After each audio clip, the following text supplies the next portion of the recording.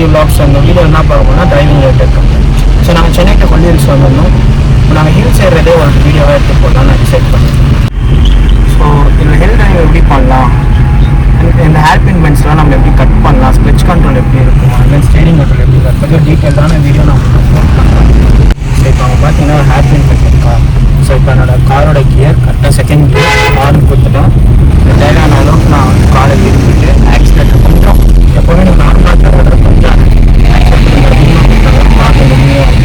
Of ஸ்பெச்சில் வச்சுங்க. நான் already உங்கள் வீடியோவில் சொல்லியிருக்கேன் பைக்கிங் பாயிண்ட். இந்த பைக்கிங் பாயிண்ட் வச்சுன்னா வச்சுன்னா ஆஃப் ஸ்பெச்சில் இருந்து நீங்கள் ஆக்சிலேட்டர் ப்ரெஸ் பண்ணிங்கன்னா கார் ஸ்மூத்தாக போகும், ப்ராப்ளமே இருக்குது. செகண்ட் வீக்கில் நான் புக் பண்ணுறேன் காரை. ஸோ நம்ம ஆக்சிலேட்டர் நார்மலாக தர வர கொஞ்சம் ஹெவியாக தர மாதிரி இருக்கும். ஸோ அது மட்டும் பார்த்தோம்னா பைக்கிங் பாயிண்ட் ரொம்ப மஸ்ட்டு. பைக்கிங் பாயிண்ட் மிஸ் பண்ணிட்டீங்கன்னா உங்கள் கார் ஆஃப் ஆகிடும். ஆஃப் ஆகிடுச்சுன்னா மறுபடியும் ஆன் பண்ணி மூவ் பண்ணுறது ரொம்ப ரொம்ப கஷ்டம். ஸோ அதெல்லாம் நீங்கள் ஞாபகம் வச்சுட்டு ஓட்டணும். Each every pen and then கர்வ்ஸில் வந்து ஆன் பண்ணி ஆகணும். ஸோ இது மேலே ஏறுறது எப்படின்ற வீடியோ நான் கீழே இறங்கும்போது அதுவும் நான் டீட்டெயிலாக அப்லோட் பண்ணுறேன். ஸோ பாருங்கள், இந்த கர்வ் இருக்கா, இந்த hairpin bend second gear biting point accelerator கொஞ்சம் கொஞ்சமாக அழுத்துறேன். எனக்கு தேவையான அளவுக்கு நான் என்னோட பாயிண்டில் தான் இருக்கேன். ஆப்போசிட்டோட பாயிண்ட் நான் போகவே இல்லை. ஸோ இப்போ ஆப்போசிட் போயிட்டு ஒன்று வந்ததுன்னா நீங்கள் அவங்க பாயிண்ட்டுக்கு போயிட்டுனா அது உங்களுக்கும் ப்ராப்ளம் அவங்களுக்கும் ப்ராப்ளம். ஸோ ஹில்லில் தான் நிறைய ஆக்சிடென்ட் நடந்து ஒரு ஆன் ஃபஸ்ட்டே ஒரு லாங் ஆகும்.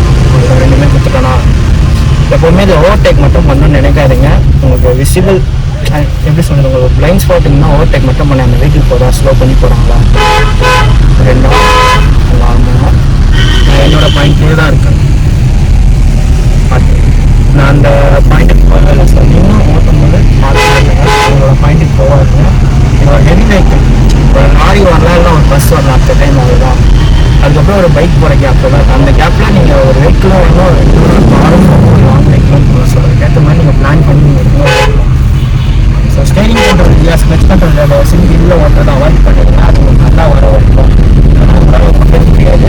ஸோ இதில் உங்கள் சேஃப்டி மட்டும் இல்லை, உங்கள் ஆப்போசிட் போகிற வெஹிக்கிள் சேஃப்டியும் இருக்குது. அதெல்லாம் நீங்கள் ஞாபகம் வச்சு தான் ஓட்டணும். ஹில்லில் ஓட்டும் போது ஒரு முக்கியமான விஷயம் ஞாபகம் வச்சுக்கணும். ஸ்டேரிங் எப்போவுமே 2 கையில் ஹோல்ட் பண்ணுற மாதிரி பார்த்தீங்கன்னா இந்த மாதிரி ஆக்சிடென்ட்லாம் கொடுக்காதீங்க. ஓகேங்களா, ஸ்பெச்சுலேயே நம்ம பண்ணணும்.